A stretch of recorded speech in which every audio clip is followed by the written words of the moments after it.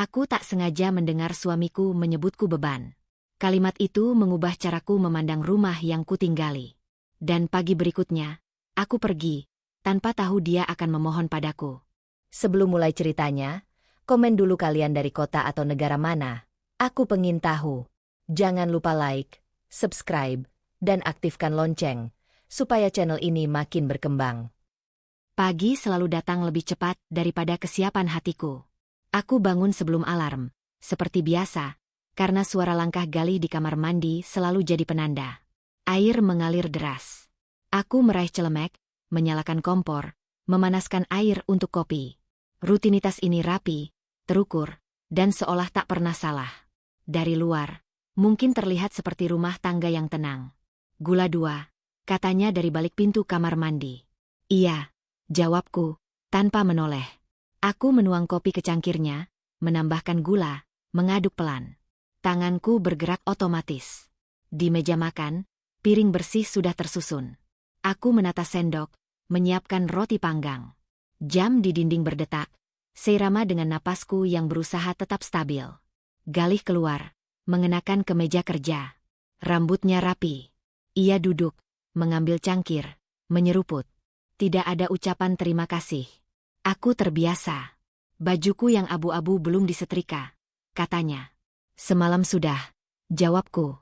Ada di lemari. Ia berdiri, membuka lemari, menghela napas kecil. Yang ini kusut. Aku mendekat, merapikan kerahnya. Ia diam, membiarkanku bekerja. Sentuhan kami singkat, tanpa makna. Saat aku mundur, ia sudah kembali duduk. Uangnya ada? Tanyanya, menatap layar ponsel. Untuk makan siang? Tanyaku. Untuk parkir juga, katanya. Nada suaranya datar, seperti mencatat daftar belanja. Aku mengeluarkan dompet, menyerahkan beberapa lembar. Ia memasukkan ke saku tanpa melihatku. Aku berdiri di sana, tangan masih menggenggam dompet, menunggu sesuatu yang tak pernah datang. Di luar, suara motor tetangga melintas. Pagi bergerak. Aku kembali ke dapur, membereskan piring yang hampir tak tersentuh. Galih berdiri, meraih tas. Kunci mobil, tanyanya. Di rak, kataku. Ia mengambil, lalu berhenti sejenak di ambang pintu. Jangan lupa bayar listrik hari ini. Iya. Pintu tertutup. Sunyi mengisi ruang.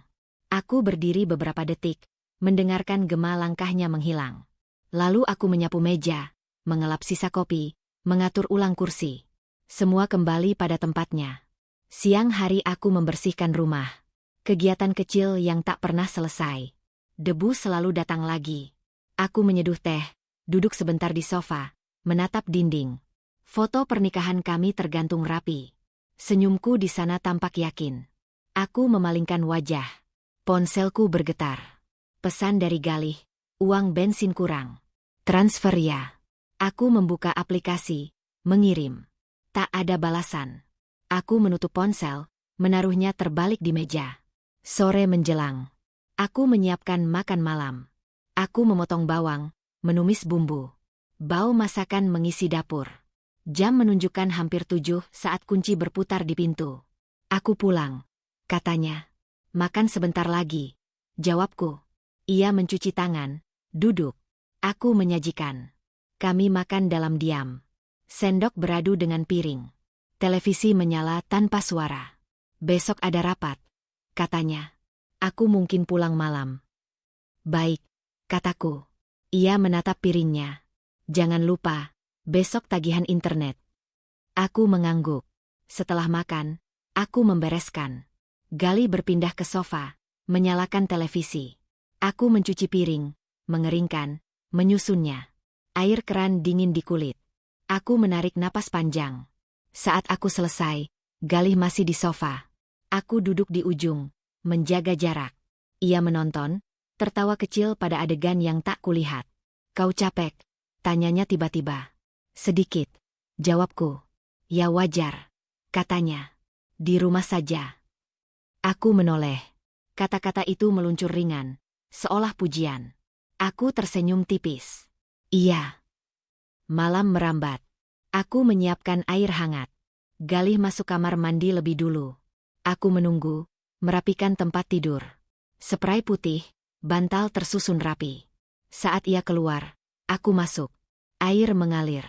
Aku menatap pantulan wajahku di cermin yang berkabut. Mataku terlihat lelah. Di tempat tidur, lampu dimatikan. Galih memunggungiku. Aku menatap langit-langit, mendengar napasnya. Aku memikirkan daftar besok, belanja, bayar tagihan, menyetrika. Daftar yang sama, berulang. Tidur, katanya pelan. Iya. Aku memejamkan mata, tapi pikiranku tetap berjalan. Aku mengingat percakapan kecil hari ini. Permintaan, pengingat, catatan. Tidak ada pertanyaan tentang hariku. Tidak ada jeda untukku bercerita. Aku bertanya pada diri sendiri kapan terakhir kali aku diminta pendapat, bukan diminta melakukan. Pagi berikutnya datang dengan pola yang sama. Kopi, gula 2. Kemeja. Uang kecil. Aku menjalankan semuanya tanpa keluhan. Namun ada jeda singkat ketika Galih berdiri di depan cermin, mengikat dasi. Kau bisa ambilkan dompetku, katanya. Aku mengambil, menyerahkan. Jari kami bersentuhan. Ia menarik tangannya cepat. Terima kasih, katanya singkat, tanpa menatapku. Aku tersenyum otomatis. Ia pergi. Aku berdiri di tengah rumah yang rapi. Semua berada di tempatnya. Tidak ada yang salah secara kasat mata. Namun ada ruang kosong yang sulit dijelaskan. Seperti udara yang tak lagi menghangatkan kulit. Aku duduk di kursi makan, menatap cangkir kopi yang mendingin. Ada perasaan aneh yang tak mau pergi. Bukan marah, bukan sedih. Lebih seperti bisikan yang menyelinap di sela rutinitas, mengingatkanku bahwa sesuatu telah bergeser pelan-pelan. Aku tak tahu apa namanya, hanya tahu ia tinggal bersamaku, di rumah yang tampak utuh namun terasa berbeda. Perasaan ganjil itu masih menggantung ketika siang merayap pelan. Aku berdiri di dapur, menimbang apakah akan menyeduh teh atau membiarkannya lewat begitu saja.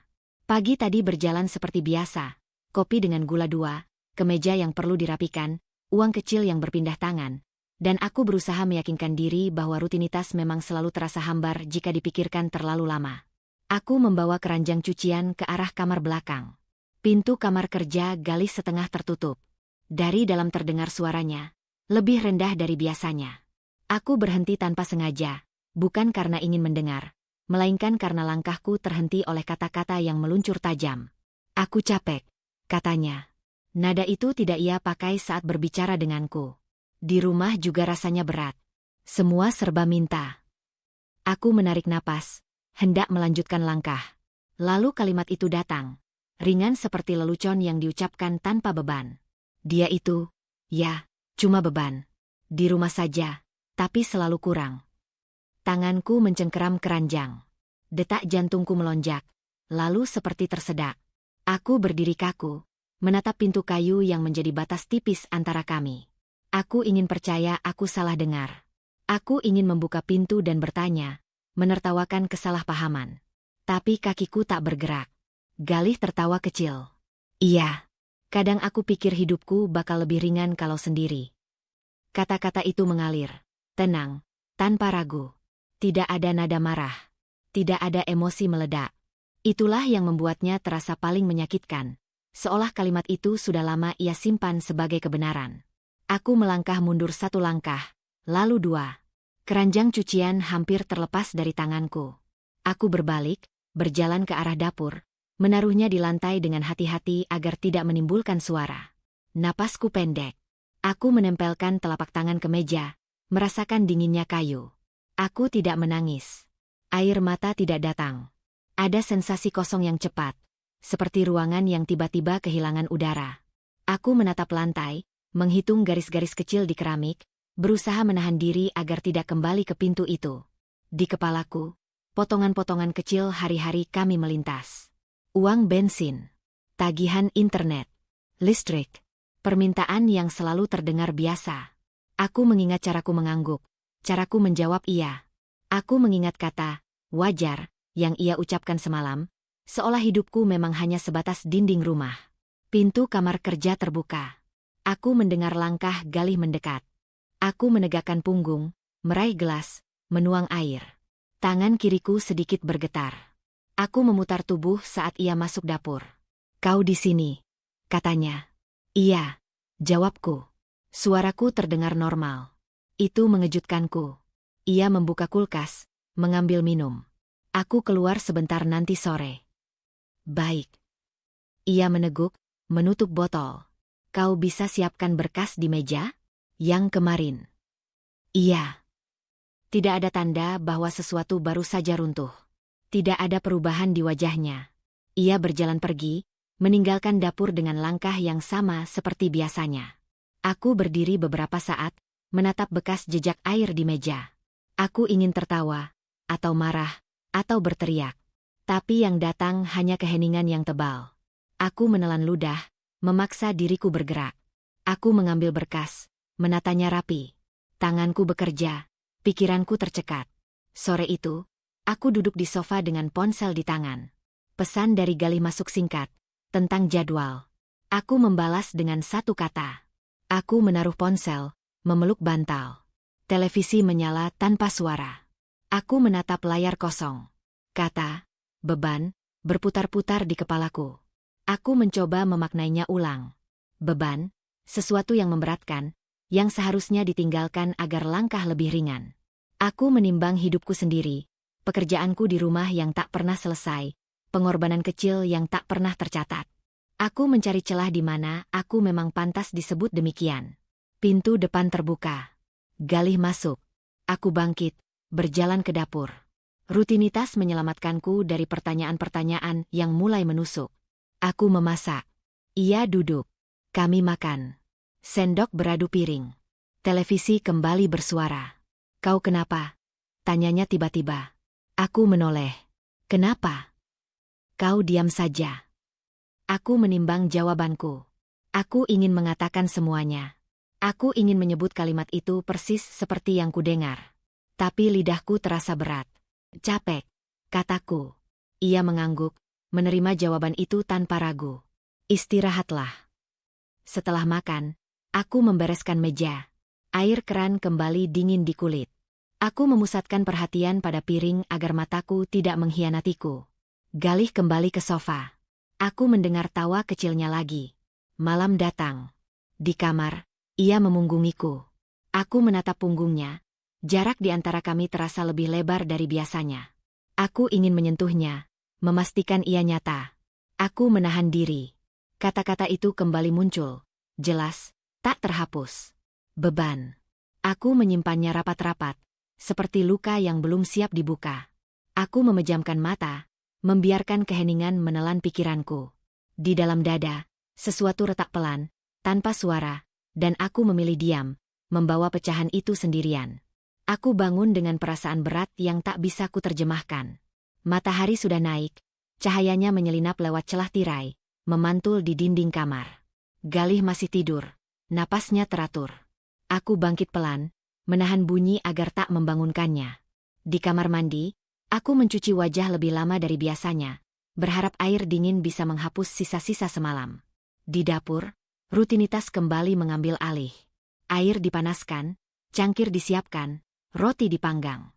Tanganku bergerak hafal, seperti mengikuti garis yang sudah digambar sejak lama. Aku menunggu suara langkah Galih, tanda pagi benar-benar dimulai. Ketika ia keluar, semuanya berjalan seperti biasa. Permintaan kecil, nada datar, keperluan yang harus kupenuhi. Aku mengangguk, menjawab seperlunya. Kata-kata yang ingin keluar kutahan, menempel di langit-langit mulut. Setelah ia pergi, rumah terasa lebih lapang, tapi juga lebih sepi. Aku berdiri di tengah ruang tamu, menatap sofa, meja, rak buku. Semua rapi. Tidak ada yang salah. Aku memungut kain lap, mulai mengelap permukaan meja. Gerakan maju mundur itu menenangkan. Setidaknya untuk beberapa menit. Aku menemukan amplop lama di laci. Kwitansi, catatan pembayaran, slip kecil yang sering kulewati. Aku duduk di lantai, menyusunnya kembali. Angka-angka berbaris rapi, menunjukkan tahun-tahun yang berlalu. Aku teringat saat pertama kali kami pindah ke rumah ini, ketika aku menghitung uang dengan cemas, memastikan cukup untuk cicilan. Aku ingat malam-malam ketika aku menunda membeli sesuatu untuk diriku sendiri agar tagihan aman. Ponselku bergetar. Pesan singkat dari Galih tentang jadwal pulang. Aku membalas dengan satu kata. Aku mematikan layar, menghela napas.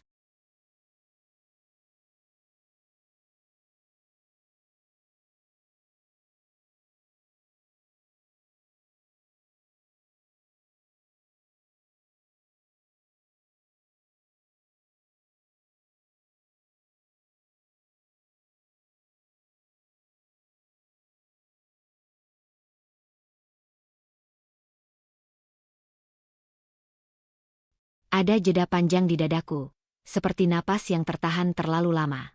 Siang hari aku keluar sebentar ke halaman. Aku menyiram tanaman yang mulai layu.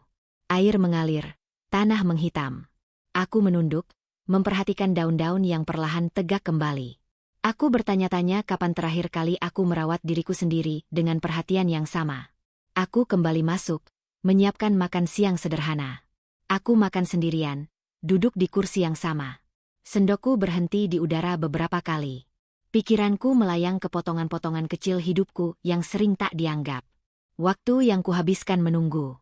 Keputusan yang kuambil tanpa diskusi panjang. Pilihan-pilihan kecil yang selalu berujung pada kata, iya.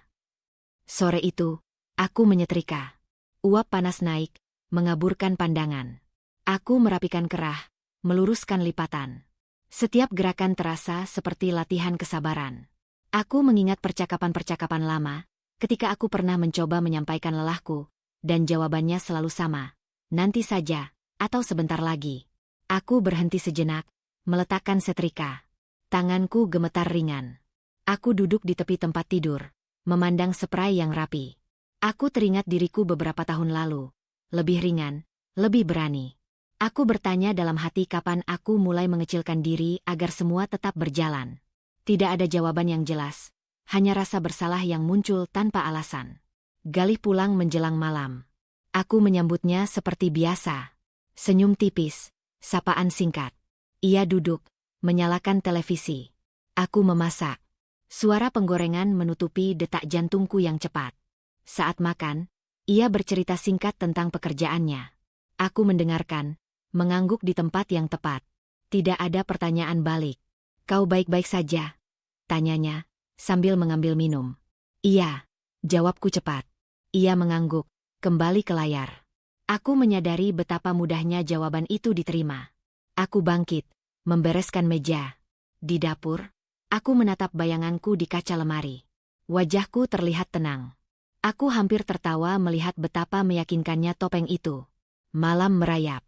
Di kamar, lampu redup. Galih sibuk dengan ponselnya. Aku berbaring, memandang langit-langit. Aku mendengar suara jarinya mengetik. Aku memikirkan semua hal yang tak terucap. Aku memikirkan batas-batas yang kabur, tentang bagaimana aku selalu menemukan alasan untuk bertahan. Aku menutup mata, mengatur napas. Ada dorongan kecil di dadaku, bukan kemarahan, lebih seperti pertanyaan yang baru tumbuh. Aku belum tahu apa jawabannya. Aku hanya tahu aku lelah membawa beban yang tak pernah kuakui. Di kegelapan, aku membiarkan pikiranku menyusun ulang hidupku, pelan-pelan, tanpa rencana jelas. Ada bayangan tentang perubahan, samar, seperti garis tipis di cakrawala. Aku belum berani menatapnya langsung. Aku hanya membiarkannya ada, menghangatkan sesuatu di dalam diriku yang selama ini dingin, menunggu saatnya sendiri. Dorongan samar itu masih mengendap ketika pagi datang. Aku bergerak dengan hati-hati, seolah suara langkahku bisa mengganggu sesuatu yang rapuh di dalam dada. Galih sudah duduk di meja makan, ponsel di tangan, alisnya sedikit berkerut. Aku menyiapkan kopi, menaruhnya di depan dia. Gulanya kurang, katanya, tanpa menoleh. Aku menambahkan 1 sendok. Ia menyeruput, lalu mengangguk kecil, seakan masalah selesai. Aku duduk di seberangnya. Ia menatap layar, menggeser-geser pesan. Keheningan menunggu untuk diisi. Nat, katanya akhirnya, suara dibuat lebih ringan. Kemarin aku mungkin kedengaran agak keras. Aku mengangkat wajah. Keras soal apa? Ia tersenyum tipis. Ya, urusan kecil. Kau tahu aku capek. Aku menunggu. Kata maaf itu melayang di udara, tak pernah mendarat. Ia melanjutkan, seolah kalimat sebelumnya sudah cukup. Kau kan ngerti. Aku kerja seharian. Kadang mulut suka kebablasan. Aku mengangguk pelan. Kebablasan. Iya, katanya cepat, seperti ingin mengakhiri topik. Kau jangan dimasukin hati. Kalimat itu terasa seperti kunci yang memutar balik pintu yang baru saja terbuka sedikit. Aku menatap cangkirku. Uap kopi naik, memudar. Kalau kau butuh apa-apa, bilang saja, katanya lagi, kini dengan nada yang lebih manis. Jangan dipendam. Aku nggak bisa baca pikiran. Aku menahan senyum. Aku sering bilang. Ia mengangkat bahu. Kadang caramu bikin aku pusing. Kau terlalu sensitif. Aku menarik napas. Kata itu bukan hal baru. Tapi pagi ini ia jatuh di tempat yang berbeda. Aku berdiri, membereskan piring. Galih bangkit, meraih tas. Uang makan siang? Tanyanya. Aku menyerahkan. Ia memasukkan ke saku, lalu berhenti.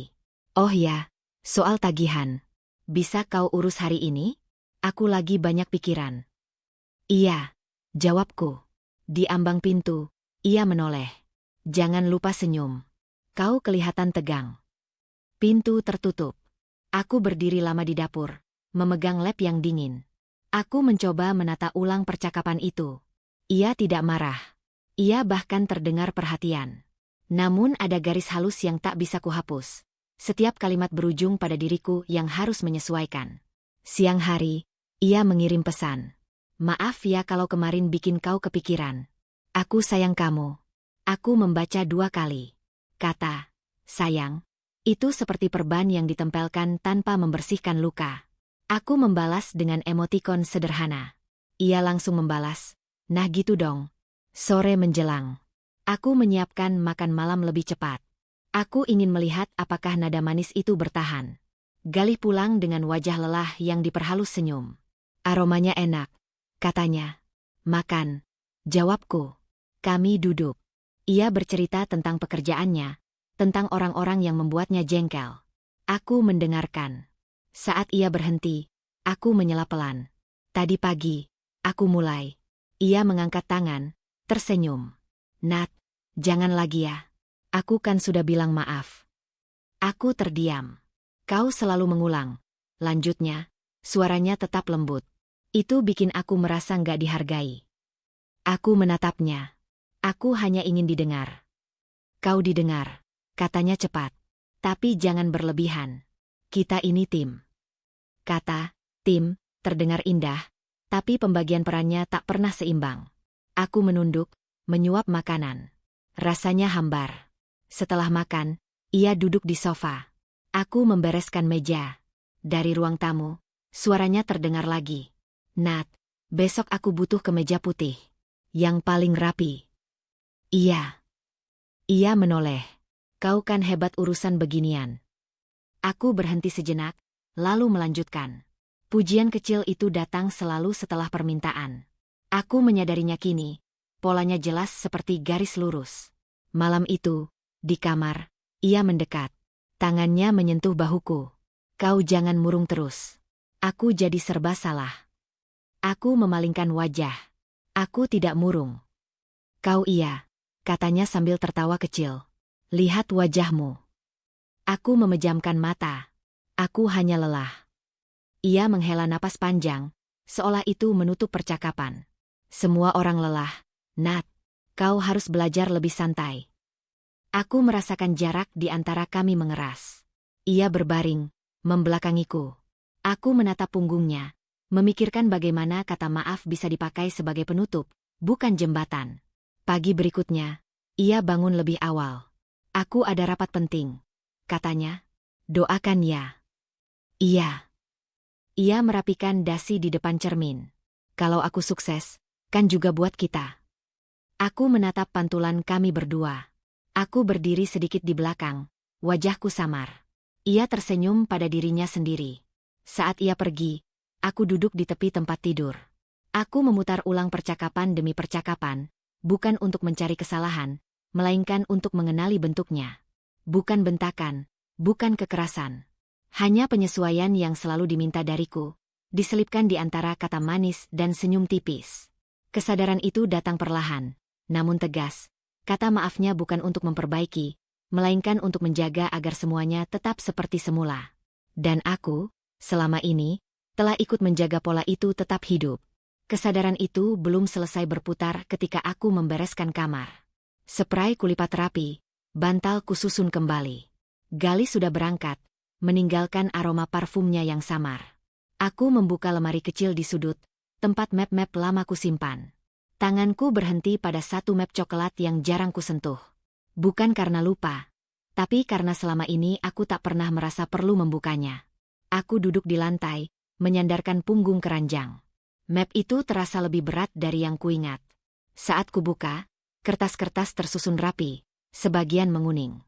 Ada tanggal, tanda tangan, dan namaku tercetak jelas. Aku menarik napas, membaca pelan, bukan karena tak paham, tapi karena ingin memastikan. Namaku. Bukan kami. Bukan gabungan. Namaku sendiri. Aku menutup map itu, menaruhnya di pangkuan. Di kepalaku, potongan waktu berbaris. Tahun-tahun awal, ketika aku bekerja lebih lama, menunda banyak hal. Ketika aku menabung dengan disiplin yang hampir menyakitkan. Ketika aku memutuskan membeli rumah ini karena aku ingin tempat yang aman. Untuk kami, pikirku saat itu. Aku ingat percakapan singkat di kantor notaris. Bagaimana aku mengangguk dan menandatangani tanpa drama. Semua terasa biasa. Terlalu biasa sampai maknanya tenggelam. Aku bangkit, berjalan ke ruang tamu. Dinding yang sama, jendela yang sama. Aku menyentuh kusen, merasakan serat kayunya. Ingatanku kembali ke hari pertama kami pindah. Galih tersenyum lebar, memuji pilihan Kate. Aku tersenyum balik, merasa bangga. Aku tidak pernah mengatakan dengan lantang bahwa rumah ini berdiri dari jerih payahku. Aku tidak perlu, atau setidaknya aku pikir begitu. Ponselku bergetar. Pesan dari Galih, nanti malam aku pulang agak telat. Jangan tunggu. Aku membalas singkat. Lalu aku kembali duduk, membuka map itu lagi. Ada kwitansi pembayaran, catatan cicilan yang sudah lunas. Aku mengikuti baris demi baris dengan jariku. Tidak ada kejutan di sana, hanya pengakuan yang terlambat. Aku yang menandatangani. Aku yang membayar. Aku yang bertanggung jawab.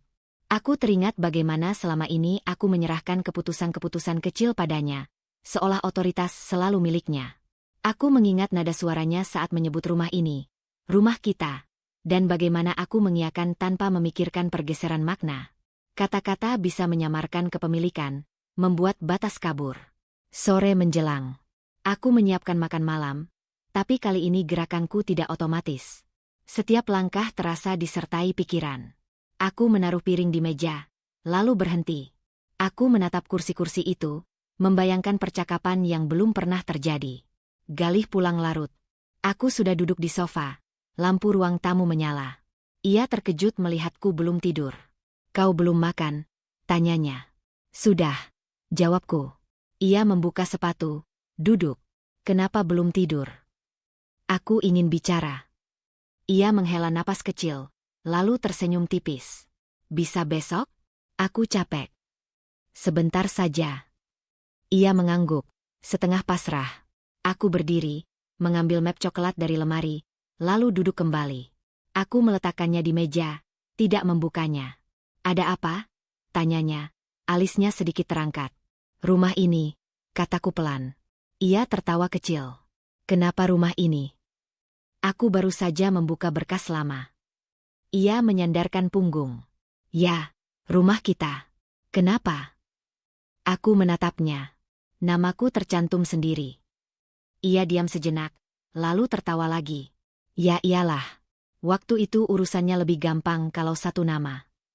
Nada suaranya ringan, seolah itu penjelasan final. Aku merasakan sesuatu mengencang di dadaku. Dan cicilannya, lanjutku, sudah lunas. Syukurlah, katanya cepat. Berkat kerja keras kita. Aku menggeleng pelan. Aku. Ia menatapku, senyumnya memudar. Apa maksudmu? Aku yang membayar, kataku. Dari awal. Ia tertawa pendek, kali ini tanpa humor. Nat, ngapain dihitung-hitung begitu? Kita kan satu. Aku menghela napas. Aku tidak sedang menghitung. Aku sedang mengingat. Ia mencondongkan tubuh. Kau kenapa sih akhir-akhir ini? Hal kecil dibesar-besarkan. Aku menatap map itu. Buatmu kecil. Buatku, ini pengingat. Pengingat apa? Nada suaranya mulai tajam. Bahuku mengendur. Bahwa aku punya pijakan. Ia terdiam. Beberapa detik berlalu. Kau mau bilang apa sebenarnya? Aku menatapnya lurus. Aku ingin diakui. Ia menggeleng, tertawa sinis. Diakui sebagai apa? Pemilik rumah. Aku tidak menjawab. Keheningan memanjang. Aku bisa merasakan ketidaknyamanannya. Cara ia menggeser duduk, menghindari tatapanku. Dengar, katanya akhirnya. Suaranya kembali dibuat lembut. Aku nggak pernah bilang itu bukan jasamu. Tapi kau jangan pakai ini buat menekan. Aku berdiri, membawa map itu ke dadaku. Aku tidak menekan. Aku mengingatkan diriku sendiri. Ia berdiri juga. Kau berubah. Mungkin, kataku. Ia menghela napas. Aku ke kamar. Aku duduk kembali, jantungku berdegup cepat. Aku membuka map itu sekali lagi, menatap namaku. Huruf-huruf itu tidak berubah, tidak menuntut. Mereka hanya ada, kokoh. Malam itu, aku berbaring dengan mata terbuka. Di kepalaku, rumah ini tidak lagi sekadar latar. Ia menjadi penanda bahwa aku bukan sekadar pengisi ruang, bukan perpanjangan dari keputusan orang lain. Aku belum menyusun rencana. Aku belum menyebutkan apapun. Tapi ada sesuatu yang mulai mengeras di dalam diriku, seperti garis yang akhirnya ditarik dengan jelas. Tekad itu tidak datang sebagai ledakan. Ia hadir tenang, seperti air yang menemukan jalannya sendiri. Aku bangun pagi dengan perasaan yang berbeda, bukan ringan, tapi jernih. Galih masih tidur. Aku bergerak perlahan, menutup pintu kamar tanpa suara. Di dapur, aku menyeduh kopi untuk diriku sendiri. Tanpa gula. Aku duduk di meja makan, menatap permukaannya yang bersih. Pikiranku tidak berputar ke belakang. Ia berjalan lurus ke depan, menyusun langkah-langkah kecil yang terasa nyata. Aku mengambil map coklat itu dari laci, membukanya lagi. Aku memeriksa satu persatu, bukan untuk meyakinkan diri, melainkan untuk mengunci keputusan agar tak goyah. Pagi berjalan seperti biasa ketika Galih bangun. Ia duduk, membuka ponsel, mengomentari cuaca. Aku menjawab seperlunya. Tidak ada percakapan panjang. Aku memperhatikan diriku sendiri. Betapa mudahnya aku menjaga wajah tetap datar. Aku merasa seperti mengemasi sesuatu yang tak terlihat. Setelah ia pergi, aku mulai dari hal paling sederhana. Aku memotret sudut-sudut rumah dengan ponsel, ruang tamu, dapur, kamar. Aku melakukannya cepat, tanpa ragu. Aku tidak menata ulang apapun. Aku ingin apa adanya. Aku menyimpan foto-foto itu di satu folder, memberi nama yang netral. Tanganku stabil. Aku membuka catatan keuangan di ponsel. Angka-angka tidak mengejutkanku. Aku membuat daftar singkat, apa yang harus dipindahkan, apa yang bisa ditinggal. Aku berhenti lama pada baris, barang pribadi. Aku bangkit, berjalan ke kamar, membuka lemari. Aku memilih pakaian dengan tenang, melipat rapi, menaruh di satu koper kecil yang kusimpan di bawah ranjang. Tidak banyak. Aku terkejut betapa sedikit yang benar-benar ingin kubawa. Siang hari aku membersihkan laci meja kerja. Ada kertas-kertas lama, catatan yang tak lagi relevan. Aku merobeknya perlahan, membuang ke tempat sampah. Suara kertas robek terasa menenangkan. Aku menyimpan dokumen penting di satu map tipis. Aku menyelipkannya ke dalam tas yang akan kubawa. Aku menutup resleting, memastikan bunyinya terdengar jelas. Ponselku bergetar. Pesan singkat dari Galih tentang jam pulang. Aku membaca, lalu menaruh ponsel terbalik. Aku tidak merasa perlu membalas cepat. Waktu terasa milikku. Sore menjelang. Aku memasak seperti biasa, tapi kali ini aku mencicipi masakan dengan saksama. Aku ingin memastikan aku hadir. Ketika Galih pulang, aku menyambutnya dengan anggukan kecil. Kami makan. Ia berbicara tentang rencananya besok. Aku mendengarkan, mengangguk. Tidak ada perdebatan. Aku menyadari betapa tenangnya aku saat tidak berusaha meyakinkan siapapun. Nat, katanya sambil menaruh sendok. Kau kelihatan sibuk akhir-akhir ini. Ada beberapa hal yang kuurus. Jawabku. Urusan apa? Nada suaranya santai, tapi matanya mengamati. Pribadi. Ia tertawa kecil. Kita ini suami istri. Aku menatap piringku. Justru itu. Ia terdiam sejenak, lalu mengangkat bahu. Ya sudah. Jangan lupa besok tagihan. Iya. Malam datang. Aku masuk kamar lebih dulu. Aku membuka koper kecil itu, memeriksa isinya.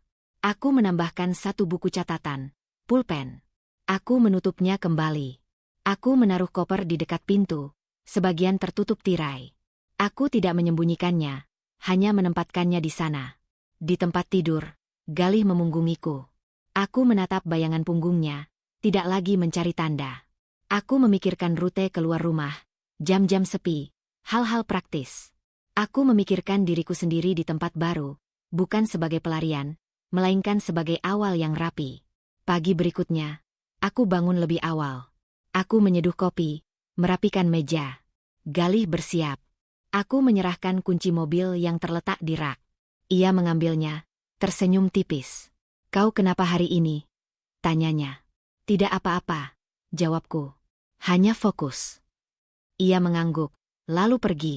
Pintu tertutup. Aku berdiri, mendengarkan keheningan. Aku mengambil napas panjang, lalu bergerak. Aku mengumpulkan barang-barang terakhir yang kupilih. Aku memeriksa map tipis itu sekali lagi. Aku memastikan ponselku terisi penuh. Aku mematikan lampu di ruangan yang tidak kupakai. Aku berjalan menyusuri rumah, menyentuh kusen, dinding, meja, bukan untuk berpamitan, tetapi untuk memastikan aku tidak meninggalkan bagian diriku di sana. Aku duduk sebentar di sofa. Aku tidak menyalakan televisi. Aku membiarkan pikiranku tenang. Tidak ada keraguan yang menjerit.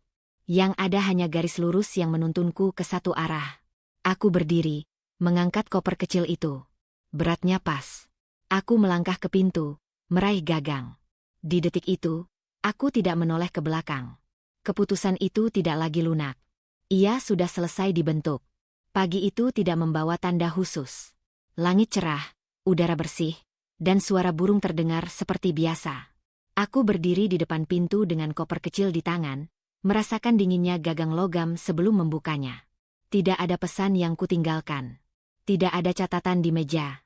Aku menutup pintu perlahan, memastikan kunci berputar tanpa bunyi berlebihan.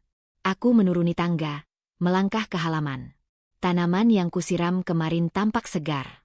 Aku berhenti sebentar, mematikan keran yang sempat menetes. Gerakan kecil itu membuatku tersenyum tipis. Aku masih diriku, perempuan yang memastikan hal-hal selesai dengan rapi. Aku masuk ke mobil, menaruh koper di kursi belakang. Mesin menyala. Aku menatap rumah itu lewat kaca spion. Tidak ada ledakan emosi. Hanya rasa berat yang tertata, seperti beban yang kini punya bentuk. Aku menggeser tuas, mobil bergerak perlahan menjauh. Jalanan pagi lengang. Aku mengemudi dengan kecepatan stabil, mengikuti lampu lalu lintas. Di persimpangan, aku berhenti sejenak. Napasku teratur. Aku merasakan detak jantungku di pergelangan tangan saat jemariku menggenggam setir. Ada ketenangan aneh yang menyertai langkah ini, seolah aku berjalan di jalur yang seharusnya. Aku memilih rute yang jarang kulewati. Bukan untuk menghindar, tapi untuk memastikan pikiranku tetap jernih. Radio menyala pelan. Lagu yang asing mengalun, liriknya tak kuperhatikan. Aku menurunkan volume. Aku ingin mendengar suaraku sendiri, tarikan napas yang mengisi ruang. Sesekali pikiranku menyinggung bayangan Galih bangun di rumah kosong.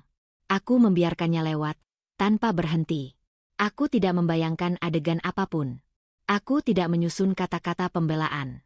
Aku hanya melaju. Aku tiba di tempat parkir yang teduh.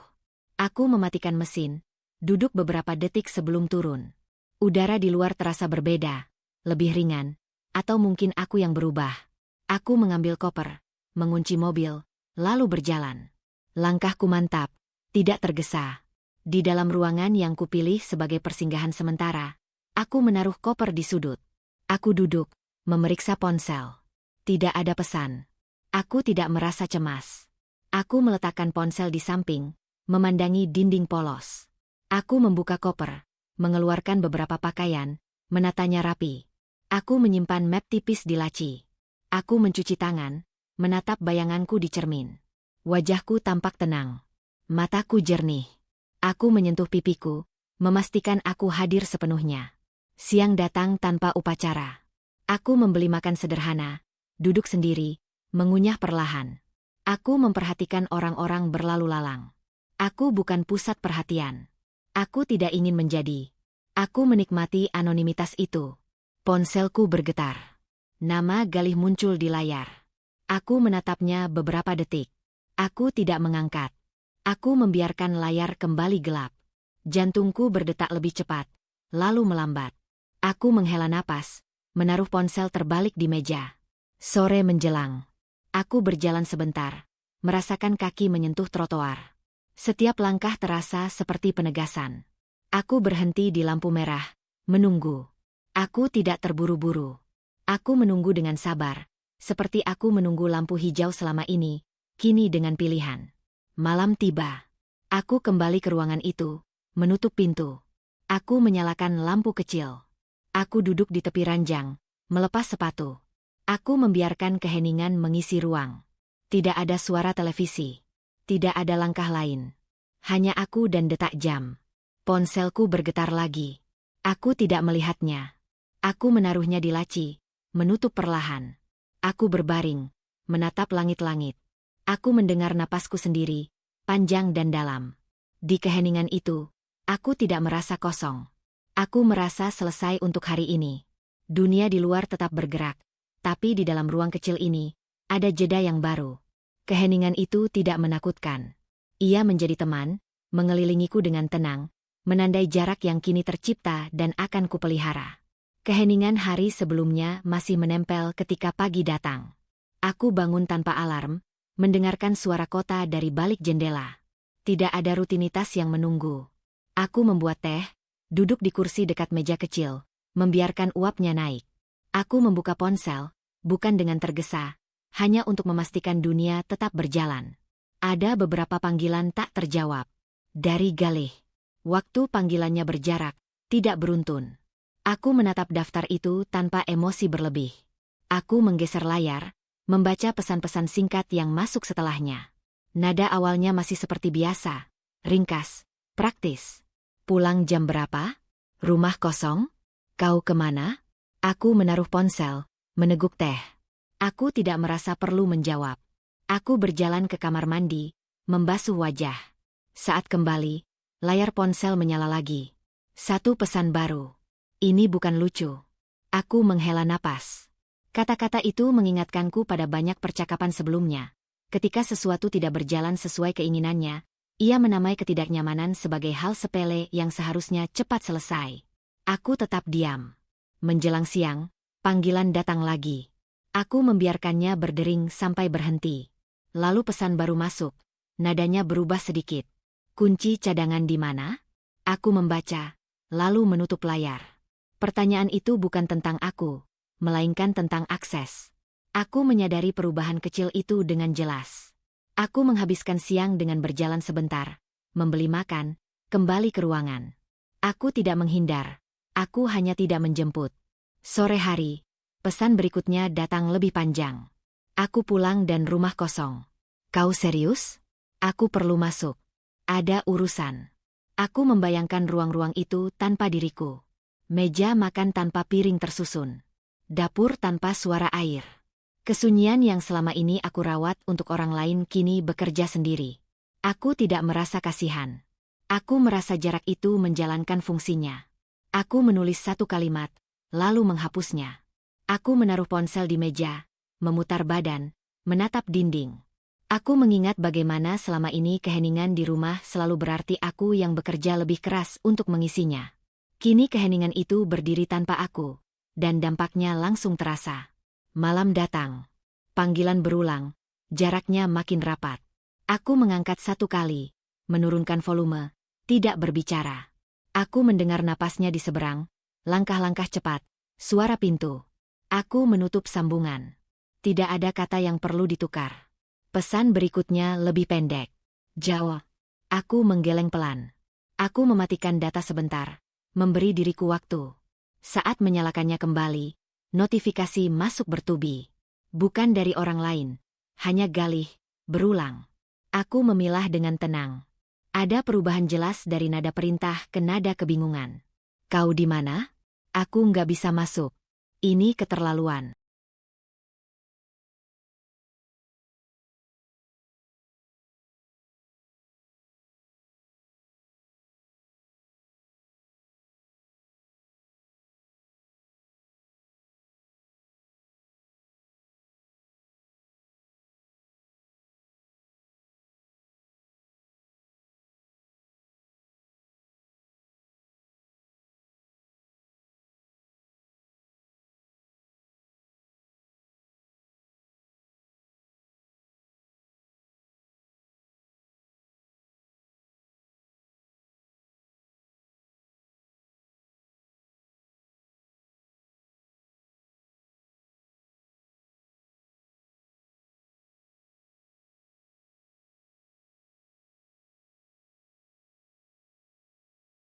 Aku menyadari satu hal.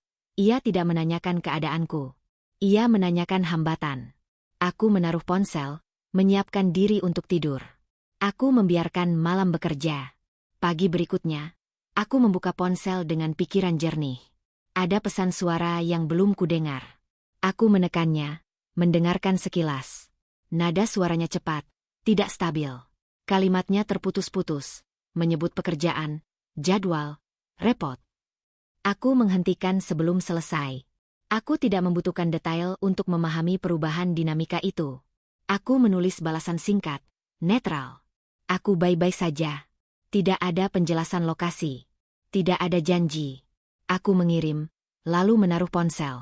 Balasan datang cepat. Balik dulu. Kita bicara. Aku tidak menjawab.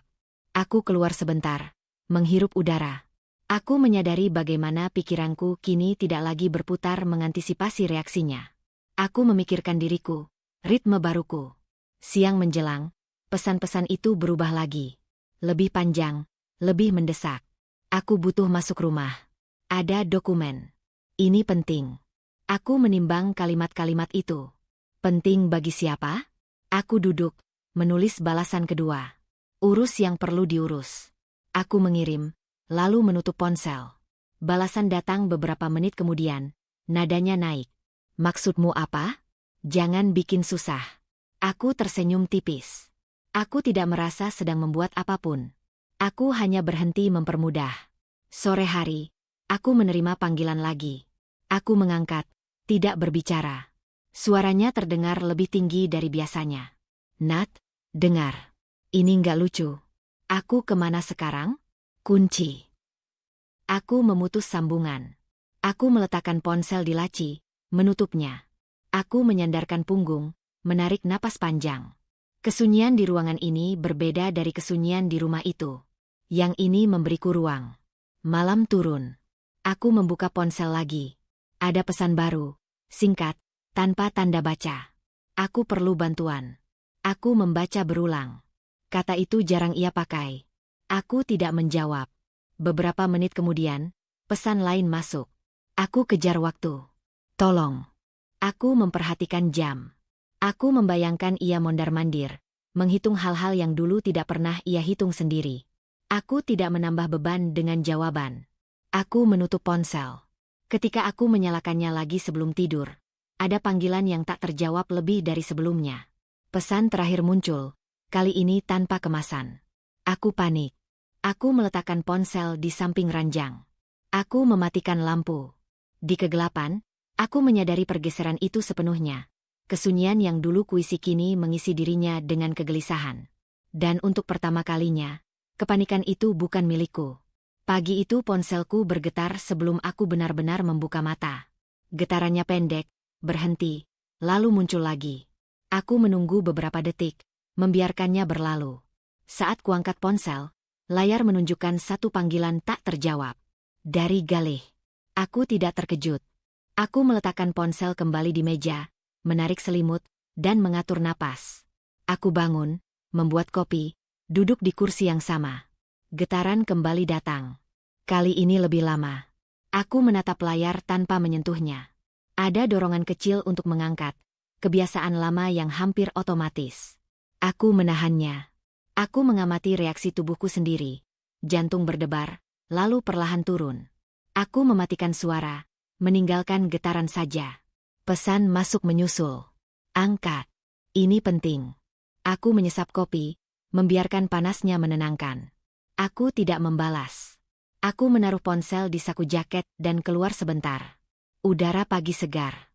Aku berjalan menyusuri trotoar, menghitung langkah. Getaran terasa di paha, teredam kain. Aku tidak berhenti. Saat kembali, ada pesan baru. Kenapa kau begini sih? Kau bikin aku repot. Aku duduk, membuka ponsel.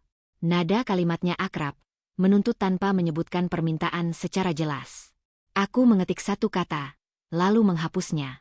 Aku memutuskan untuk tidak menulis apapun. Panggilan masuk lagi. Aku membiarkannya berdering. Kali ini aku duduk dan menatap dinding, membiarkan suara itu menjadi latar. Ketika berhenti, ada pesan suara. Aku tidak memutarnya. Siang menjelang. Aku menata hari dengan aktivitas kecil. Mencuci cangkir, merapikan tas, menulis catatan pendek tentang hal-hal yang perlu kulakukan. Getaran datang dan pergi. Aku tidak lagi terkejut. Aku menaruh ponsel dengan layar menghadap ke bawah. Sore hari, aku memutuskan mengangkat satu panggilan. Bukan untuk menjelaskan, melainkan untuk mengukur. Aku menekan tombol hijau, tidak menyapa. Nat, akhirnya, katanya cepat. Kau kemana sih? Ini nggak lucu. Aku harus ke kantor, rumah terkunci. Aku sedang di luar, jawabku singkat. Di luar di mana? Nada suaranya naik. Kau sengaja, ya? Aku tidak sengaja apapun. Kau bikin aku susah, katanya. Ini urusan rumah. Urusan kita. Aku menghela napas. Tenang. Tenang gimana? Kau pikir ini bercanda? Ia tertawa pendek tanpa humor. Aku kehilangan waktu karena kau. Aku tidak mengambil waktumu, kataku. Aku berhenti mengaturnya. Jangan muter-muter, katanya. Kau harus balik. Sekarang. Aku menatap meja. Tidak. Hening sejenak, lalu suaranya kembali, lebih tajam. Kau berubah. Sejak kapan kau begini? Aku tidak menjawab. Aku menunggu. Keheningan membuatnya bicara lagi. Ini semua karena hal sepele itu, ya? Kau terlalu dibawa perasaan. Aku merasakan batas di dadaku mengeras. Aku tidak membahas itu. Ya jelas kau membahas, katanya cepat. Kalau tidak, kenapa kau kabur?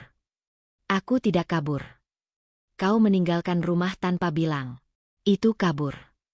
Aku menahan napas. Aku memilih diam. Ia mendengus. Diam yang nyusahin orang. Aku merasakan getaran kecil di tanganku. Aku memindahkan ponsel ke tangan lain. Aku tidak akan berdebat. Kau selalu begini, katanya. Kalau ada masalah, kau tutup diri. Terus aku yang disalahkan. Aku menatap jendela. Aku tidak menyalahkan siapapun. Jelas kau menyalahkanku, katanya. Kalau tidak, kau sudah pulang. Aku menutup mata sejenak. Aku belum siap. Kau harus siap, katanya cepat. Ini bukan waktunya drama. Aku membuka mata. Aku tidak sedang drama. Ia tertawa kecil. Apa lagi namanya? Aku menekan ujung meja dengan jari. Galih, aku tidak akan kembali hanya karena kau menuntut. Nada suaranya berubah, lebih dingin. Jadi kau mau apa? Menghukum aku. Aku menelan ludah. Aku mau ruang. Ruang buat apa? Biar kau makin merasa benar. Katanya. Kau tahu, sikapmu ini kekanak-kanakan. Aku tidak menjawab. Aku mendengar napasnya yang cepat. Kalau kau tidak pulang hari ini, katanya, jangan salahkan aku kalau aku ambil keputusan sendiri. Aku merasakan dada mengencang. Keputusan apa? Ia terdiam, lalu berkata, pokoknya. Aku menarik napas dalam. Aku tidak akan diancam. Ini bukan ancaman, katanya. Ini konsekuensi. Aku tersenyum tipis, meski ia tak bisa melihat. Baik. Baik apa? Suaranya meninggi. Baik, aku mengerti. Jadi pulang. Tidak. Hening memanjang. Aku mendengar suara kendaraan di latar. Ia mengumpat pelan. Kau egois, katanya. Aku menutup mata. Aku selesai bicara. Aku memutus sambungan. Tanganku sedikit bergetar, tapi tidak runtuh. Aku menaruh ponsel di meja, menarik napas panjang. Konflik itu tidak meledak. Ia menekan dari dalam, padat dan berat. Aku tahu satu hal. Setelah ini, nada suaranya tidak akan turun. Dan jarak yang tercipta baru saja berubah menjadi tarikan kuat dari dua arah yang berlawanan. Getaran itu tidak berhenti. Bahkan saat ponselku tergeletak di meja dengan layar menghadap ke bawah, aku tahu ritmenya berubah, lebih cepat, lebih putus-putus. Aku tidak perlu menghitung untuk tahu jumlahnya bertambah. Aku menunggu sampai dadaku kembali tenang, baru membalik ponsel. 20 panggilan tak terjawab. Nama yang sama. Waktu yang berdekatan. Aku menaruh ponsel kembali. Aku berdiri, berjalan ke jendela, membuka sedikit. Udara sore masuk, membawa suara klakson jauh dan langkah kaki orang-orang yang pulang. Aku menghirupnya dalam-dalam. Aku tidak ingin reaksi. Aku ingin kendali. Getaran datang lagi. Kali ini disusul pesan. Cepat, tanpa jeda sopan. Jawab sekarang. Aku nggak bercanda. Aku butuh kamu. Aku membaca tanpa membalas. Aku mengenali pergeseran itu. Kata, butuh, muncul, bukan lagi, harus. Aku duduk, menyandarkan punggung, menunggu. Aku membiarkan layar padam sendiri. Beberapa menit berlalu. Ponselku kembali menyala. Pesan suara masuk. Aku menekannya, menurunkan volume. Suaranya terdengar lebih rendah, terpotong oleh napas. Nat, dengar dulu. Ini gawat. Tolong jawab. Aku menghentikan sebelum selesai. Aku meletakkan ponsel. Tanganku dingin, tapi pikiranku jernih. Aku tahu eskalasi ini akan datang. Aku tidak kaget. Aku hanya memastikan aku tidak terseret. Getaran berikutnya lebih lama. Aku menatap layar, lalu mematikan suara sepenuhnya. Aku menyiapkan makan malam sederhana, mengiris pelan, menyalakan kompor. Setiap bunyi dapur membantuku tetap di sini. Aku makan tanpa terburu, membersihkan piring, mengelap meja. Aku menunda, bukan lari. Saat aku kembali ke ponsel, notifikasi menumpuk. Pesan-pesannya berubah lagi, lebih panjang, lebih berantakan. Aku salah. Kita bisa bicara baik-baik. Jangan gini caranya. Aku menghela napas. Kata, salah, muncul tanpa objek. Aku membaca, lalu menaruh ponsel. Aku tidak menagih penjelasan. Aku menjaga jarak. Panggilan masuk lagi. Aku membiarkannya. Getaran berhenti, lalu masuk lagi. Aku menghitung dalam hati. 1, 2, 3, sampai berhenti. Aku tidak merasa menang. Aku merasa sedang berdiri di garis yang kupilih. Malam turun. Aku duduk di lantai, bersandar pada dinding. Ponselku menyala sendiri. Layar berkedip oleh notifikasi baru. Aku dikejar. Aku serius. Tolong. Aku membaca perlahan. Aku tidak bertanya siapa. Aku tidak meminta kronologi. Aku hanya mengamati bagaimana nada itu runtuh. Aku meletakkan ponsel di pangkuan, menatap lantai. Aku membiarkan perasaanku muncul tanpa harus diikuti. Panggilan masuk. Aku mengangkat kali ini, tidak menyapa. Nat, katanya cepat. Suaranya bergetar. Dengar. Aku butuh kamu sekarang. Apa yang kamu mau? Tanyaku datar. Jangan datar gitu. Katanya. Aku lagi nggak baik. Aku menunggu. Keheningan memaksanya lanjut. Mereka nyari aku. Katanya. Aku nggak bisa di rumah. Aku. Berhenti. Kataku. Tarik napas. Ia terdiam sejenak. Napasnya terdengar. Aku takut. Aku menutup mata. Apa yang kamu minta dariku? Jawaban. Katanya. Aku nggak bisa sendiri. Aku membuka mata. Aku tidak bisa menjadi solusi instan. Jadi kamu biarin aku. Katanya cepat. Nada putus asa merayap, menekan. Setelah semua ini, aku menegakkan punggung. Aku tidak meninggalkanmu untuk menghukummu. Terus, suaranya meninggi lalu turun. Aku harus kemana? Aku tidak menjawab. Aku mendengarkan. Aku mendengar langkah, suara pintu, napas yang terputus. Aku memusatkan diri pada batas yang kubuat. Kalau kamu punya yang perlu kamu hadapi, kataku perlahan, hadapi dengan pihak yang tepat. Kamu istriku, katanya. Kamu harusnya. Berhenti, potongku. Jangan pakai itu sebagai tekanan. Ia terdiam. Lalu suaranya pecah. Aku nggak minta banyak. Aku cuma minta kamu angkat. Aku mengangkat, kataku. Sekarang dengarkan aku. Aku menunggu sampai ia diam. Aku tidak akan kembali malam ini, kataku. Aku tidak akan membuka rumah. Aku tidak akan menjelaskan apapun lewat telepon. Jadi apa? Katanya lirih. Aku minta kamu menenangkan diri, kataku. Cari jalanmu. Ia tertawa kecil. Kosong. Kamu dingin. Aku tegas. Jawabku. Panggilan terputus. Aku menatap layar yang kembali gelap. Dadaku terasa berat, tapi tidak runtuh. Aku tahu eskalasi belum selesai. Aku menyiapkan diriku untuk itu. Beberapa menit kemudian, pesan masuk lagi. Bukan tuntutan. Bukan amarah. Aku kehabisan waktu. Aku menatap jam. Aku tidak membalas. Aku menunggu. Ponsel bergetar sekali lagi. Panggilan masuk, berbeda dari sebelumnya. Aku melihat nama yang sama, tapi nada getarnya lain, lebih panjang, seolah ditahan lebih lama. Aku mengangkat. Ini panggilan yang penting. Aku mengangkat telepon tanpa sapaan. Tidak ada jeda basa-basi. Aku mendengar napasnya lebih dulu, berat dan tidak beraturan, seperti seseorang yang berusaha mengejar udara sambil berjalan. Nat, katanya pelan. Tidak ada nada memerintah.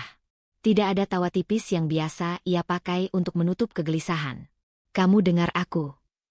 Aku dengar, jawabku. Ia terdiam beberapa detik, seolah memastikan kata itu tidak diikuti apapun. Aku butuh waktu sebentar. Jangan matiin. Aku tidak mematikan. Suara gesekan terdengar. Seperti ia duduk di suatu tempat. Aku lagi di luar. Ramai. Tapi rasanya sepi. Aku menunggu. Aku tidak menambahi kalimatnya.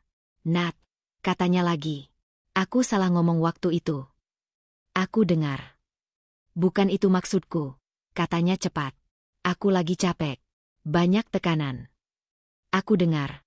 Ulangku, nadaku tetap. Ia menarik napas panjang. Kamu bisa pulang sebentar? Kita bicara langsung. Tidak.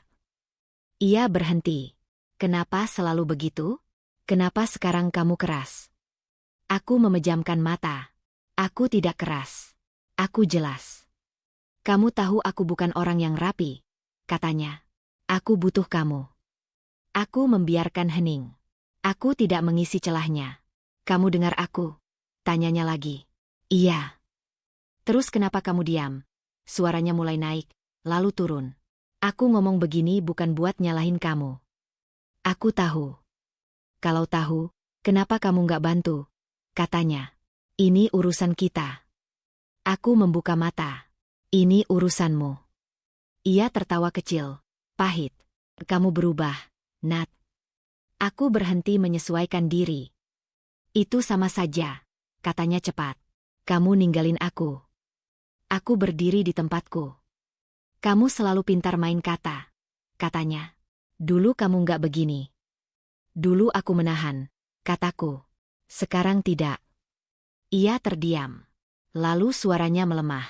Aku nggak minta kamu menyelesaikan semuanya. Aku cuma minta ditemani. Aku tidak bisa menemani dengan cara lama. Cara lama apa? Katanya. Aku cuma minta kamu ada. Ada tanpa didengar bukan ada. Jawabku.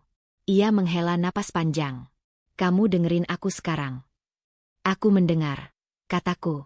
Tapi aku tidak lagi sama. Hening memanjang.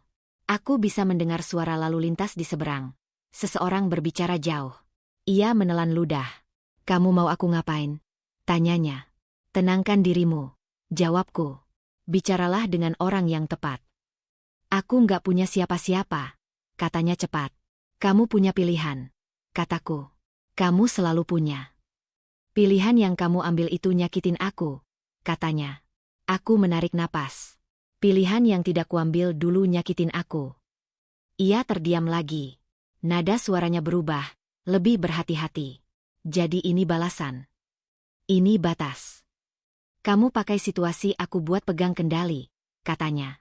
Aku tersenyum tipis. Aku pegang diriku. Kamu kejam, katanya lirih. Aku jujur.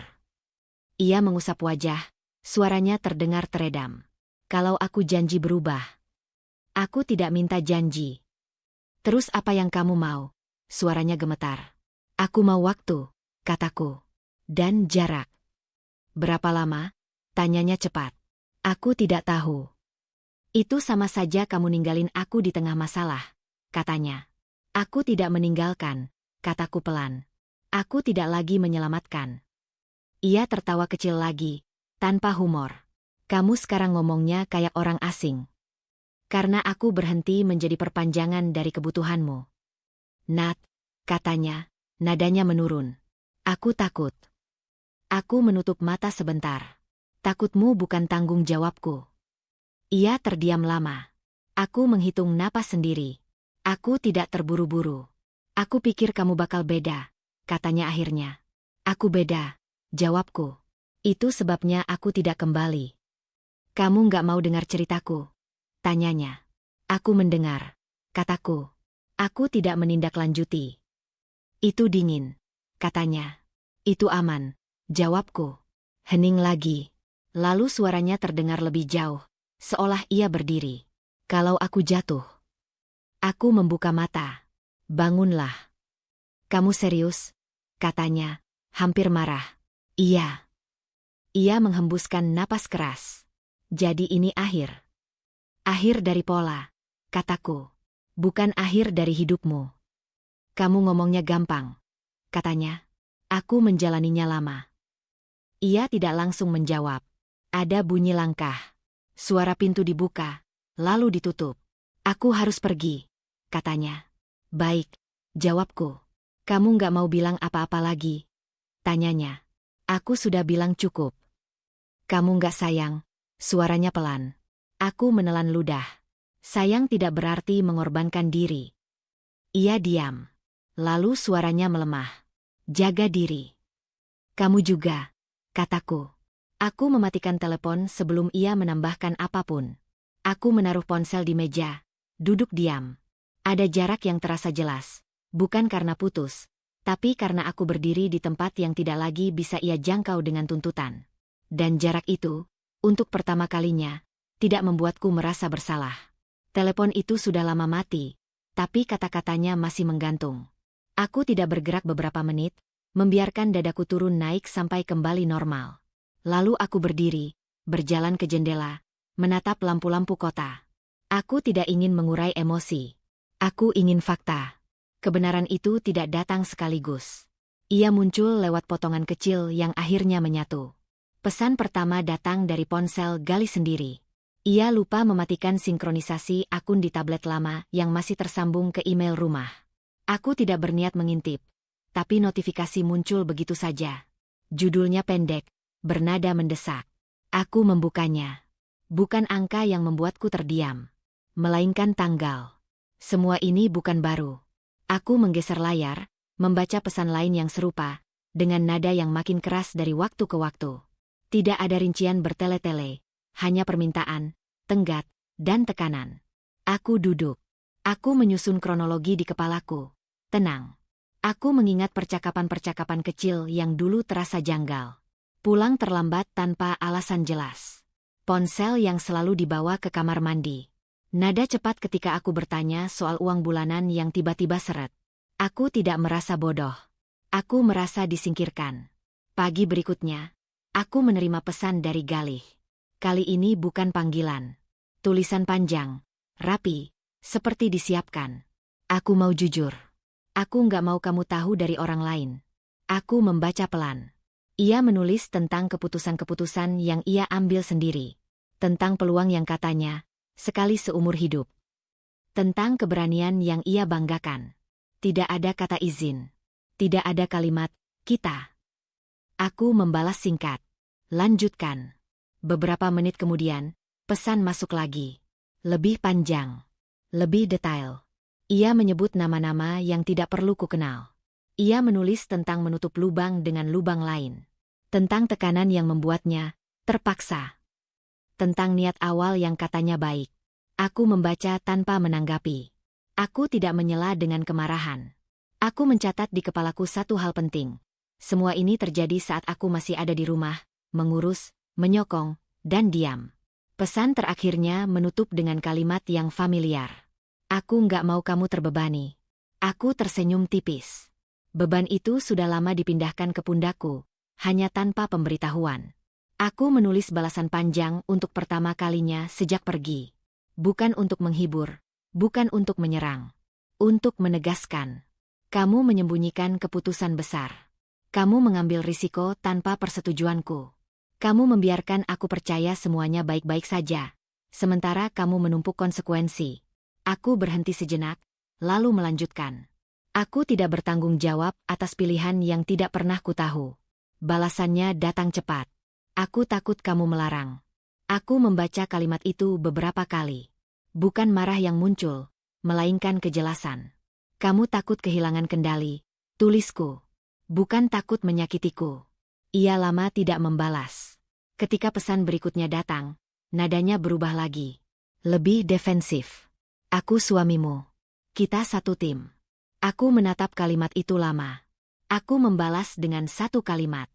Tim dibangun dengan keterbukaan. Hening panjang. Aku meletakkan ponsel, berdiri, merapikan meja. Aku merasa ringan dengan cara yang tidak sentimental. Kebenaran itu tidak menghancurkanku. Ia menata ulang posisiku. Siang hari, aku menerima satu pesan suara. Aku memutarnya sebentar. Suaranya lelah, berusaha terdengar rasional. Aku cuma mau kamu tahu semuanya sekarang. Aku nggak mau bohong lagi. Aku mematikannya. Terlambat bukan karena waktu, tapi karena urutan. Kejujuran yang datang setelah krisis bukanlah hadiah. Ia hanya sisa kewajiban. Aku menulis balasan terakhir hari itu. Aku sudah tahu cukup. Ia membalas dengan cepat. Terus kamu mau apa? Aku menatap layar. Aku tahu jawabannya sejak tadi malam. Sejak jarak itu terbentuk jelas. Aku memilih tidak terlibat. Tapi ini dampaknya ke kamu juga. Tulisnya. Aku menghela napas. Tidak lagi. Ia mencoba lagi, mengirim beberapa pesan berturut-turut. Aku tidak membaca. Aku mematikan ponsel, menyimpannya di tas. Aku keluar sebentar, berjalan tanpa tujuan, membiarkan kakiku memilih arah. Sore itu, aku duduk di bangku taman. Aku memikirkan diriku sendiri, bukan sebagai istri, bukan sebagai penopang, melainkan sebagai orang yang berhak atas keputusan sadar. Aku tidak perlu mengutuk. Aku tidak perlu memaafkan saat ini. Aku hanya perlu memilih. Malam menjelang. Aku menyalakan ponsel kembali. Ada banyak pesan. Aku tidak membuka satupun. Aku menulis satu pesan, ringkas dan tegas, lalu mengirimkannya. Aku tidak akan menanggung akibat dari kebohongan yang tidak kupilih. Aku menjaga jarakku. Itu keputusanku. Aku mengunci ponsel. Aku berbaring, mematikan lampu. Keputusan itu tidak datang dengan gemuruh. Ia datang tenang, menetap di dadaku seperti sesuatu yang akhirnya berada di tempatnya. Pagi datang tanpa ketergesaan. Aku bangun dengan tubuh yang lebih ringan, seperti ada beban yang dilepas diam-diam saat tidur. Aku membuat kopi, duduk, dan membiarkan hari membuka dirinya sendiri. Ponselku menyala dengan notifikasi yang tertahan semalaman. Aku tidak langsung membukanya. Aku tahu apa yang akan kutemukan. Permintaan. Penjelasan. Dorongan untuk kembali ke pola lama. Aku menarik napas, lalu membuka layar. Ada satu pesan panjang dari Galih. Nadanya rapi, hampir tenang. Ia menulis tentang kebutuhan untuk bertemu, tentang keharusan, menyelesaikan secara dewasa. Aku membaca tanpa terbawa. Aku menutup pesan itu dan menunggu beberapa menit sebelum membalas. Aku tidak akan kembali. Tidak ada tambahan. Tidak ada tanda seru. Aku menaruh ponsel. Beberapa saat kemudian, panggilan masuk. Aku mengangkat. Kamu serius? Suaranya tidak tinggi, tapi tegang. Iya, jawabku. Kita bisa bicara baik-baik, katanya. Aku janji. Aku sudah bicara, kataku. Keputusanku jelas. Ini rumah kita. katanya. Aku tidak sedang membahas rumah, jawabku. Ia terdiam sejenak. Aku cuma minta kamu datang sebentar. Tidak, kataku lagi, nadaku tetap. Kamu nggak mau dengar penjelasanku? Tanyanya. Aku sudah mendengar cukup. Kamu keras kepala, katanya pelan. Aku konsisten. Ia menarik napas panjang. Jadi kamu mau aku menghadapi semua ini sendiri? Aku mau kamu bertanggung jawab, jawabku. Nada suaranya turun. Kamu nggak kasihan? Aku menutup mata sebentar. Kasihan bukan alasan untuk melanggar batas. Ia terdiam. Aku bisa mendengar suara angin di seberang, langkah kaki. Aku menunggu. Kalau aku berubah? Tanyanya. Aku tidak sedang menilai perubahan, kataku. Aku menjaga diriku. Berapa lama? Katanya. Aku tidak menentukan waktu. Jadi ini hukuman? Tanyanya. Ini perlindungan. Ia tertawa kecil. Lelah. Kamu ngomongnya tenang banget. Karena aku tenang. Kamu nggak marah sama sekali? Tanyanya. Aku tidak perlu marah untuk tegas. Ia diam lagi. Aku membiarkan hening bekerja. Aku tidak menambal dengan kata-kata. Aku kehabisan pilihan, katanya akhirnya. Kamu masih punya, jawabku. Yang tidak melibatkan aku. Ia menghela napas. Aku nggak nyangka kamu sejauh ini. Aku juga. Ia terdiam lebih lama. Lalu suaranya terdengar lebih pelan. Jadi aku harus terima kamu pergi. Aku tidak minta kamu menerima, kataku. Aku memberitahu. Kalau aku datang, tanyanya. Aku tidak akan membuka pintu, jawabku. Nada suaranya berhenti di tengah jalan. Kamu sudah berubah. Aku bertumbuh, kataku. Ia tidak langsung menjawab. Aku mendengar suara kendaraan lewat, lalu senyap. Aku capek, katanya. Aku tahu, jawabku. Aku juga. Ia menghembuskan napas. Kamu nggak takut kehilangan aku? Aku menatap dinding. Aku takut kehilangan diriku. Hening kembali. Aku tidak merasa perlu menambahkan apapun. Aku sudah berdiri di tempat yang tepat. Baik, katanya akhirnya. Aku mengerti. Aku tidak tahu apakah ia benar-benar mengerti. Aku tidak perlu memastikannya. Aku akan menghormati keputusanmu, katanya. Terima kasih, jawabku. Telepon terputus. Aku menaruh ponsel di meja. Dadaku terasa lapang, bukan kosong. Aku berdiri, membuka jendela. Udara pagi masuk, membawa cahaya. Aku menyadari sesuatu yang sederhana dan penting. Menolak tidak selalu berarti melawan. Kadang ia hanya berarti berhenti melangkah ke arah yang salah. Aku menghabiskan pagi itu dengan melakukan hal-hal kecil. Membereskan, menulis, berjalan, tanpa bayang-bayang tuntutan. Siang hari, aku tersenyum tanpa alasan khusus. Batas itu berdiri tegak, dan aku berada di sisi yang benar. Ada kelegaan yang tidak berisik, menetap di dalam dada, mengingatkanku bahwa aku aman di pilihanku sendiri. Hari-hari setelah penolakanku berjalan dengan ritme yang berbeda. Tidak ada lagi panggilan bertubi-tubi setiap jam. Ada jeda-jeda panjang yang terasa jujur. Aku tidak menafsirkannya sebagai kedamaian. Aku membacanya sebagai fase berikutnya. Konsekuensi tidak selalu datang dengan suara keras. Kadang ia hadir sebagai keheningan yang memaksa seseorang bergerak sendiri. Aku mengetahuinya bukan dari cerita panjang, melainkan dari potongan-potongan kecil yang tidak bisa ia sembunyikan. Pesan singkat yang datang larut malam, nadanya praktis, tanpa permohonan. Aku harus pindah sementara. Aku tidak membalas. Aku menaruh ponsel, menutupnya, dan melanjutkan pekerjaanku. Beberapa hari kemudian, notifikasi email muncul, alamat pengiriman berubah. Aku membaca sekilas, lalu menutup. Perubahan itu bukan kabar, melainkan tanda. Aku tidak bertanya kemana. Aku tidak perlu tahu detail untuk memahami arah. Suatu sore, ia mengirim pesan suara singkat. Aku memutarnya pelan. Suaranya terdengar datar, lelah. Ia menyebut jadwal yang berantakan, tempat yang tidak tetap, urusan yang harus diselesaikan sendiri. Tidak ada namaku di sana. Tidak ada permintaan. Hanya laporan tak langsung tentang hari-hari yang tidak lagi ditopang. Aku mematikan pesan itu sebelum selesai. Bukan karena tidak peduli, Tetapi karena aku tidak ingin kembali ke peran lama sebagai penadah semua beban. Aku tahu batas itu masih diuji. Aku memilih untuk tidak bergeser. Informasi lain datang dari hal-hal yang tak terelakkan.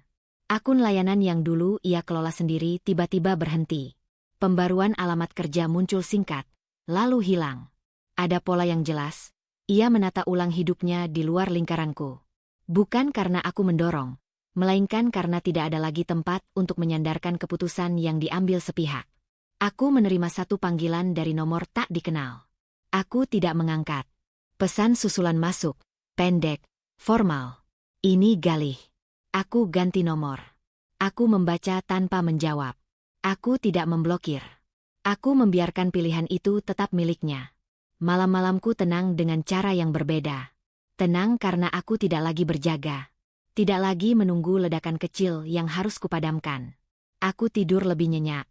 Aku bangun dengan pikiran yang rapi. Aku menyadari bahwa selama ini, kewaspadaan konstan telah menjadi kebiasaan. Sekarang kebiasaan itu terlepas. Suatu hari, pesan datang lebih panjang dari biasanya. Tidak memohon, tidak menuntut. Ia menulis tentang hari yang melelahkan, tentang keputusan yang harus diambil tanpa tempat bertanya. Ia menutup dengan kalimat yang jujur dan tidak mengikat.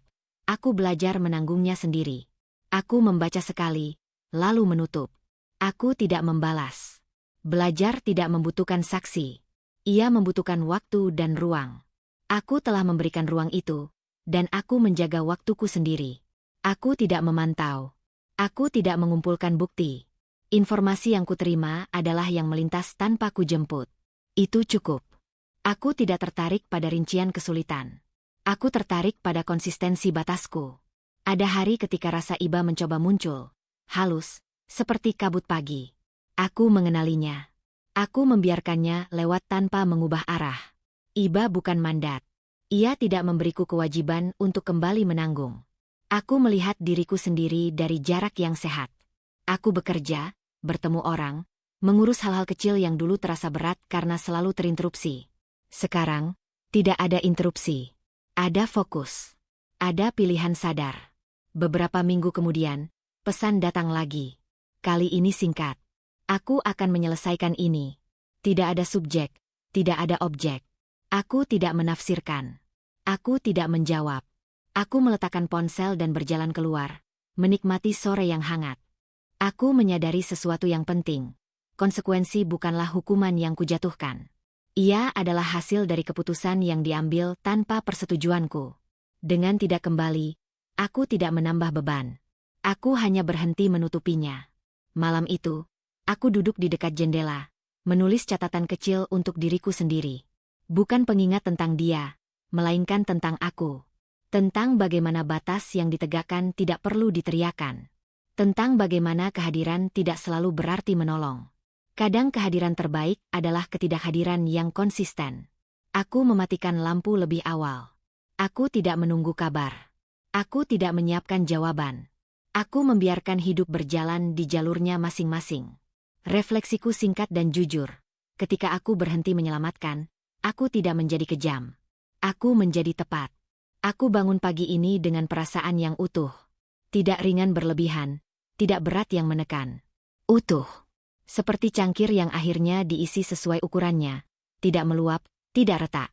Aku membuka jendela, membiarkan cahaya masuk, dan menyadari bahwa keheningan yang menemaniku kini bukan lagi pelarian, melainkan pilihan. Perjalananku ke titik ini tidak terasa seperti garis lurus. Ia lebih mirip kumpulan langkah kecil yang dulu sering kuragukan. Aku belajar bahwa keberanian tidak selalu tampak seperti keputusan besar yang menggelegar. Ia sering muncul sebagai kebiasaan baru, mengatakan tidak tanpa penjelasan panjang, menutup percakapan ketika batas terlanggar, dan berhenti menawar diriku sendiri demi kenyamanan orang lain. Aku mengingat diriku yang dulu, yang selalu menimbang suasana sebelum bicara, yang menunggu waktu tepat agar tidak dianggap berlebihan, yang percaya bahwa cinta harus disertai pengorbanan tanpa jeda. Aku tidak menyalahkannya. Ia melakukan yang terbaik dengan pengetahuan yang ia punya. Tapi hari ini, aku tahu lebih banyak. Dan mengetahui lebih banyak berarti bertanggung jawab pada pilihan yang berbeda. Ada hari-hari ketika rasa bersalah datang seperti tamu lama. Ia mengetuk pelan, mengingatkanku pada kebiasaan lama untuk merawat, menenangkan, memperbaiki. Aku tidak mengusirnya dengan marah. Aku menyapanya, lalu membiarkannya pergi. Aku belajar bahwa rasa bersalah tidak selalu menandakan kesalahan. Kadang ia hanya sisa dari pola yang berubah. Aku juga belajar tentang diam. Diam yang dulu kupakai untuk menahan, kini kupakai untuk menjaga. Diam yang tidak lagi menelan diri, melainkan memberi ruang. Dalam diam itu, aku mendengar kebutuhanku sendiri dengan lebih jelas. Kebutuhan akan aman, jujur, dan dihormati tanpa syarat. Aku tidak pergi untuk menang. Aku pergi agar tidak kalah dari diriku sendiri. Harga diri bukan piala yang dipamerkan. Ia fondasi yang membuat langkah terasa stabil. Dengan fondasi itu, aku bisa berdiri tanpa menginjak siapapun, dan berjalan tanpa menyeret siapapun. Hari-hariku kini sederhana dengan cara yang sehat. Aku menyusun jadwal tanpa menyelipkan kecemasan orang lain di sela-selanya. Aku tertawa tanpa waspada. Aku tidur tanpa berjaga. Aku menyadari betapa lelahnya hidup yang terus-menerus menunggu ledakan, dan betapa menyembuhkannya hidup yang memberi jeda. Aku tidak menutup pintu masa lalu dengan amarah. Aku menutupnya dengan pemahaman. Ada hal-hal yang tidak perlu diselesaikan bersama untuk bisa selesai di dalam diri. Ada pertanyaan yang tidak perlu dijawab oleh orang lain agar aku bisa melangkah. Jika ada pelajaran yang paling melekat, itu sederhana. Cinta yang sehat tidak memintaku menghilang. Ia tidak memintaku menanggung beban yang tidak kupilih. Ia tidak menjadikan keheninganku sebagai bukti kesalahan. Cinta yang sehat berdiri sejajar, bukan bertumpu. Aku tidak tahu persis kemana hidup akan membawaku setelah ini. Aku tidak membuat janji besar pada masa depan. Aku hanya berkomitmen pada hari ini, pada caraku berbicara, memilih, dan beristirahat. Itu sudah cukup. Saat sore datang, aku berjalan tanpa tujuan khusus. Aku melihat langit berubah warna, mendengar suara langkahku sendiri, dan merasa hadir sepenuhnya. Tidak ada urgensi untuk menjelaskan diriku pada siapapun. Tidak ada kebutuhan untuk kembali demi membuktikan apa-apa. Aku pergi bukan dengan dendam, melainkan dengan batas. Aku pergi bukan dengan kekosongan, melainkan dengan nilai yang kupeluk erat. Aku pergi dengan harga diri, dan itu membuat langkahku tenang, napasku panjang, dan hatiku damai. Jika ada satu hal yang bisa dipetik dari kisah ini, itu adalah: jangan menunggu dirimu hancur dulu untuk menyadari bahwa kamu layak dihargai. Kadang kita bertahan bukan karena cinta, tapi karena takut dianggap egois. Padahal menjaga diri sendiri bukanlah keegoisan, itu kebutuhan. Kamu tidak bertanggung jawab atas pilihan orang lain yang dibuat tanpa kejujuran. Kamu berhak berkata cukup, tanpa harus menjelaskan panjang lebar atau meminta izin siapapun. Jika kamu sedang berada di posisi yang sama, lelah, diam, dan terus menanggung, ingatlah, batas bukan tembok untuk menyakiti orang lain, tapi pagar untuk melindungi dirimu sendiri. Dan ketika kamu berani melangkah pergi dengan harga diri, hidup akan menemukan caranya untuk menjemputmu dengan tenang. Terima kasih sudah menyimak kisah ini sampai akhir. Semoga cerita ini menemani, menguatkan, dan membuatmu merasa tidak sendirian. Jaga hatimu, jaga dirimu, dan sampai bertemu di cerita berikutnya dengan hangat.